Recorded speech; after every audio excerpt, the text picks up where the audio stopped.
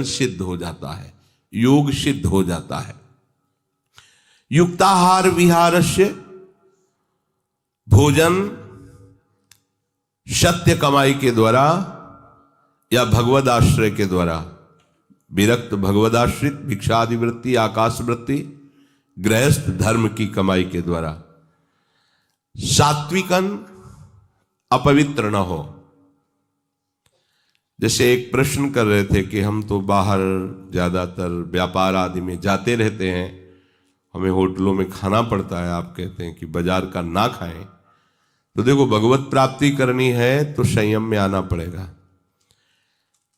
Hotel में माना कि सामने आपको जो आपके मेज पर रखा गया भोजन स्वादिष्ट दिखाई दे रहा है, गर्म दिखाई दे रहा है, लेकिन उसका निर्माण किन वृत्तियों वाले व्यक्तियों ने किया है?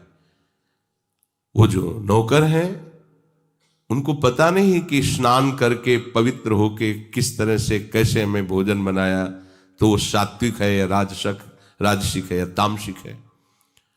उनको इसका ज्ञान नहीं। वो कहीं भी किसी भी अंग को छूते हुए अपने कार्य करते रहते हैं, क्योंकि उनका ज्ञान ही नहीं, उनका केवल ड्यूटी बाय ड्यूटी है। दूसरी बात है कि जिस रसोई में अभक्ष पदार्थ रांधे गए, होटल है, उसमें अंडे हैं, मांस है, ऐसे, और आपसे कहा जाता है कि हमारे यहां वेज और नॉन वेज दोनों हैं, तो अब उस रसोई में आप सोचो कि हम मांस आदि तो पाते नहीं हैं, लेकिन वो कम भी नहीं है मांस से जहां रसोई बनी है। वो आपकी बुद्धि वैसे ही भ्रष्ट करेगी। अब जब जो बहुत ही जैसे राज सैनिक हैं, आर्मी आदि की व्यवस्थाएं हैं, अब उनके लिए हम शासन नहीं दे सकते शास्त्र का इस रूप में, क्योंकि राजकीय विभाग के ऐसे घोर कर्म में उनकी सेवा लगी हुई है कि उनको ऐसा नहीं कि वो फल फूल खा के 2-4 दिन रहे, नहीं, उनको चाहिए अन्न। चाहे आप बॉर्डर में लगे हुए हैं रात दिन, उनको तो जैसी भी परिस्थिति हो नाम जप करो, नाम तुम्हारा मंगल कर देगा। वहां भगवान जान रहे कि उसकी परिस्थिति ऐसी है, पर यदि आप रह सकते हैं तो पवित्र आहार पर दृष्टि डालिए। पवित्र आहार यदि आपका नहीं है तो आपकी बुद्धि भजन में नहीं लगेगी। आप सोचते हैं कि इधर उधर गंदी वृत्ति से बनाए हुए भोजन को पा करके आप भजन कर लेंगे, नहीं। हम आंखों देखी बात कह रहे हैं। 1500 लोगों का भोजन बनना था, वो काफी विस्तृत भंडारा कुछ आके किए थे। तो शाम के जब टहल रहे थे तो वो लोग अशोक के नीचे बैठे मदिरा पान कर रहे थे। जितने रसोई बनाने वाले थे, पान करके मसाला की पुड़िया मुख में डाल के और फिर रसोई बना रहे थे, और उसी रसोई का संतों को भोग लगना था, श्री जी को भोग लगना। क्या भोग लगेगा? क्या बुद्धि भजन में लगेगी?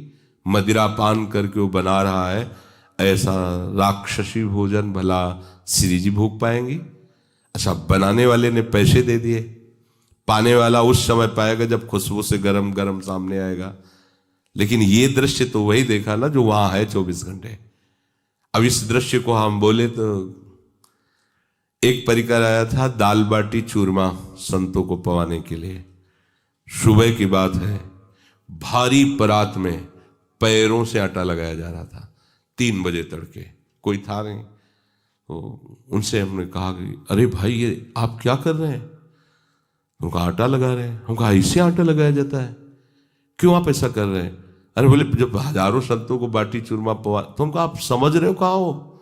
वृंदावन धाम में हो, ये कोई होटल नहीं। आप जिनको पवाना चाहते हो, ये वृंदावन वासी वीतराग भगवत अनुरागी, हमारा सारा सुकृत नष्ट हो जाए। वो बोले थोड़े वाला आटा थोड़ी बाबा, अभी हाथ से थोड़ी लगेगा।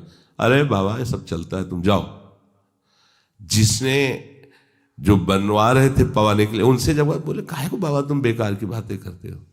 अरे मतलब आप बोल भी नहीं सकते, आप उस पर परीक्षण नहीं, क्या होगा? इसीलिए कहा जाता है कि बहुत सावधान। अन्न जैसा जाएगा हमारा विचार वैसा ही बनेगा, वैसा ही हमारा चिंतन होगा। इसलिए सात्विक हो और अपवित्र पद्धति से न बनाया गया हो भजन के लिए। भगवत तभी तो भजन में रुचि नहीं होनी, भजन का नशा चढ़ता है। ये धाम है, हिया फिरे स्वार्थ आपने, भजन गए फिरे बाह। भोजन को जब स्वाद बुद्धि से पकाया जाता है, अपने शरीर के लिए पकाया जाता है, तो वो साधन में बाधा पहुंचाने वाला भोजन बन जाता है। और जब स्वाद बुद्धि अपनी न रख के श्री जी के भोग के लिए पकाया जाता है और अपने प्रसाद पाते हैं, तो वो भजन बढ़ाने वाला बन जाता है। अब देखो, आप श्री जी को भोग लगाने के लिए बात सोचते ही पवित्रता का विधान आ जाएगा। ये हमारी श्री जी के रसोई, अब इसमें प्रवेश मत कीजिए, और बड़ी सावधानी से और श्री जी का चिंतन करते हुए वो आपके भजन में सहयोग देगा।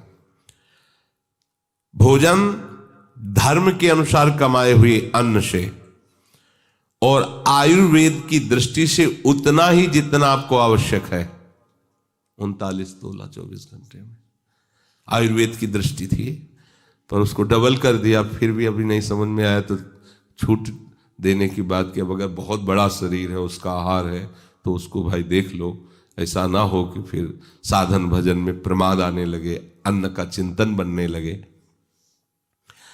जिस भोजन को किसी औषधि के द्वारा न पचाया जा सके, सुपाच्य स्वयं पच जाए, उतना भोजन। अब दबा के पुआ कचौड़ी और समोसा और सब पा लिए, तो अब फिर पचाने के लिए चाहिए, नहीं तो एसिड बन रही है, दवाइयां। ऐसे भोजन की आवश्यकता साधक को नहीं होती। किसी दिन मान लो पूड़ी कचौड़ी है, 2 पूड़ी ले लीजिए, 1 कचौड़ी ले लीजिए, सब आपको दवा की जरूरत नहीं पड़ेगी। पर 2 नहीं, वैसे तो 3 पाते हैं, पर उस दिन 13 तक पहुंचने की कोशिश होगी, क्योंकि पकवान है, इसलिए सावधान।